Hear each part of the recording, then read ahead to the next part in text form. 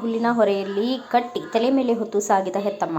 ಹಳ್ಳಿಯಲ್ಲಿ ಬೆಳೆಯುವ ಮಕ್ಕಳಿಗೆ ಕೇಳಿದ್ದೆಲ್ಲವೂ ಸಿಗುವುದಿಲ್ಲ. ಆದರೆ ನಗರ ಪ್ರದೇಶದ ಮಕ್ಕಳಿಗೆ ಏನೂ ಕೊರತೆಯಾಗದಂತೆ ಹೆತ್ತವರನ್ನು ನೋಡಿಕೊಳ್ತಾರೆ. ಈ ದೃಶ್ಯ ನೋಡಿದ ಮೇಲೆ ನಿಮಗೂ ಕೂಡ ಹಾಗೆ ಅನಿಸುತ್ತೆ. ಹೌದು, ಮೇವಿನ ಹೊರೆಯ ಜೊತೆಗೆ ಮಗುವನ್ನು ಕಟ್ಟಿ ತಲೆ ಮೇಲೆ ಇಟ್ಟುಕೊಂಡು ಸಾಗುತ್ತಿರುವ ತಾಯಿಯ ವಿಡಿಯೋ ವೈರಲ್ ಆಗಿದೆ. ಈ ದೃಶ್ಯ ನೋಡಿ ನೆಟ್ಟಿಗರ ಕಣ್ಣು ಒದ್ದೆಯಾಗಿದೆ. ಈ ಕುರಿತಾದ ಸ್ಟೋರಿ ಇಲ್ಲಿದೆ.